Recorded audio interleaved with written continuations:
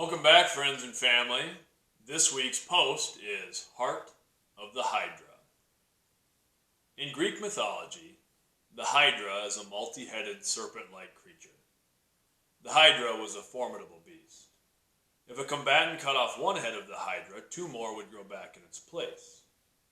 Hercules famously battled the Hydra as one of his 12 labors, eventually besting the monster by enlisting his nephew Aeolus to cauterize the severed necks before new heads could grow. This allowed Hercules to find the single immortal head, which he removed and buried under a rock. Then, Hercules dipped his arrows in the poisonous blood of the Hydra and used the weapons to vanquish other foes. The Hydra has been presented in many different ways, but the story is generally about getting to the root of the problem. As such, the Hydra makes a good analogy for any challenges we face in life. Often we wildly hack away at the surface of our problems only to find them doubling. It's going on a crash diet only to slip back into unhealthy lifestyle habits. It's trying to drop an addiction cold turkey just to fall back off the wagon. It's a series of failed relationships or a history of self-destructive behavior. It's chronic depression and anxiety, fear and pain. Often, we only see what's on the surface. We only see the result, so that's where we place our focus. That's what we try to fight. If we have a problem with drugs or alcohol or food or sex or whatever, we tend to only see the manifestation of that addiction. So, we try to simply stop the notable behavior. Unfortunately, without going any deeper, we continue to fall back on the same coping mechanisms, and we often wind up sinking even deeper than before. It's the same with most things. If our relationships continually fail, and we end one relationship to jump into another without addressing the things that cause the relationship to fail, we set ourselves up for even deeper heartaches. If we're chronically depressed, we might find things that bring us moments of levity, but if we don't address why we're depressed, we risk feeling hopeless. That's the thing about the Hydra. If we just cut away the things we see, our troubles only multiply. We get outflanked, tangled up, and it becomes hard to even move. That's why we have to find the immortal head of the Hydra. That's why we have to get to the heart of the problem. That's certainly easier said than done. The roots of any problem are a lot like the roots of a tree. We don't really see them. We only know they're there because of what we see above the surface. It's also difficult to reach the center of a challenge because it's often buried under all the struggles we do see. There usually isn't one simple and direct course to the heart of the beast, so we might have to cut our way through the venomous heads of the Hydra. The key is cauterizing the wounds as we do. We have to fight one head at a time, take one step at a time toward the root of the problem. And we have to take meaningful action to keep those challenges from returning. That often means asking for help. I like the part of the traditional telling of Hercules versus the Hydra. The hero doesn't slay the beast alone. He asks for help. His nephew Aeolus is the one who cauterizes the wound so Hercules can reach the immortal head. That's so important because it's often the hardest part. It can be hard to ask for help. Sometimes we don't want to admit there's a problem, even to ourselves. We want to be self-sufficient. We feel embarrassed and insecure. We feel like we should be able to handle our challenges on our own. But if Hercules, one of the mightiest and most notable heroes of legend, can help for help, we can too. Sometimes we need a little help to make sure our problems don't rear their ugly heads again. And that help can take many forms. It might be simply talking with a friend.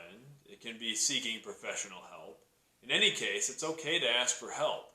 And once we get the help we need, we can start to work through the tangled mess of surface challenges to find the heart of our suffering. Then, Hercules, we can destroy it. The struggle might never fully go away. The immortal head of the Hydra didn't really die, but Hercules took away its power and buried what was left under a rock. We're capable of doing the same. We can cut away at our demons until they lose their grips on us. We can set aside whatever's left and walk away stronger. Like Hercules dipping his arrows in the poisonous blood of the Hydra, we can rise from each obstacle more dangerous than ever. Our battles might leave scars, but they also build strength. We gain perspective and power. We sharpen our wits and harden our wills. We might need a little help along the way, but we can conquer the beast within. We can be the heroes of our own stories. We just have to aim for the heart. So that's the end of the post for this week. And I wrote it just thinking about how so often in life we attack the surface problems. We kind of go through the path of least resistance with whatever it might be. If it's things that we're doing in our life that we're unhappy with, we try to maybe change the surface behavior, but we don't always get to the core of why that behavior exists, why we are doing the things that we're doing. And that's a really hard thing to do. So it made me think of the Hydra, of hacking away at one head and two more growing back, and we just get more entangled in our problems because we're not getting to the root of them. And I started thinking about this with all the heads of the Hydra and stuff, and then in my own memory I was thinking, right, doesn't Hercules, he cuts off the heads of the Hydra and then he stabs the Hydra in the heart is kind of what I remembered. But in the more traditional telling of the story was there's actually this immortal head that Hercules has to get to, and the head doesn't die. That immortal head doesn't die. And I thought, well, that makes an interesting analogy for our problems too, because we like to think if we get to the root of it, then it'll just go away and I won't have to worry about it anymore. But if we're dealing with certain traumas or certain behaviors, certain challenges, a lot of times those are things that have been built into us from our experiences throughout life, and sometimes it's impossible to totally get away from them. It's like a recovering addict who's always in recovery, that it's always there, and maybe we are able to come up with a lot of different strategies to cope with that and to deal with that, but it's still there. So I like the idea of the traditional telling of that immortal head. That head doesn't die, it's still there, but by getting through all of the other stuff and getting to the root of the problem, Hercules is able to take away all of its power, to take away the power of that final nagging challenge and bury it, to put it in a place where it can't impact him anymore. And I also liked in the traditional telling, and I had forgotten about, the idea that Hercules asked for help. He had his nephew Aeolus come in so that when Hercules cut one of the heads off, he would cauterize the wound.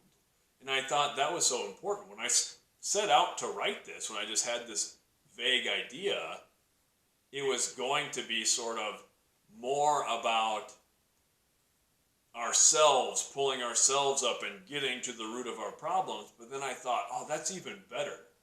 That Hercules, this mighty warrior of legend, one of the most referred to, referenced heroes in all lore, asked for help.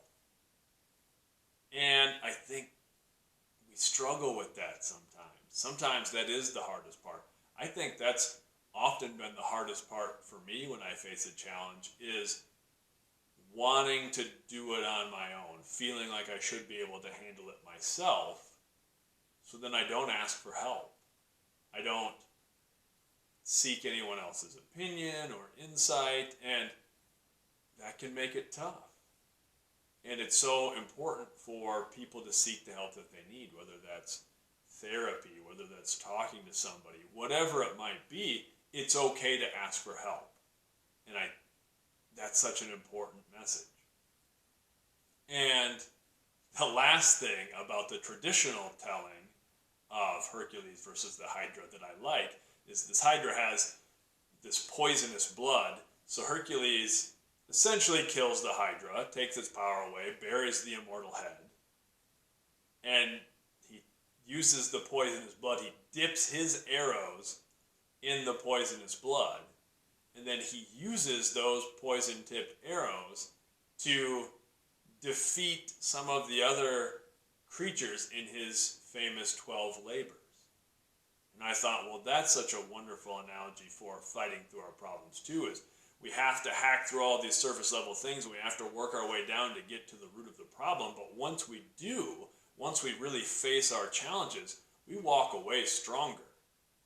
We walk away with some more weapons, with something else to help us face these other challenges, like those poison-dipped arrows.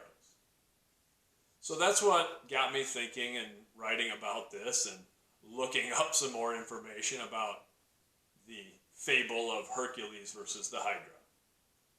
Thank you for checking it out. Much love.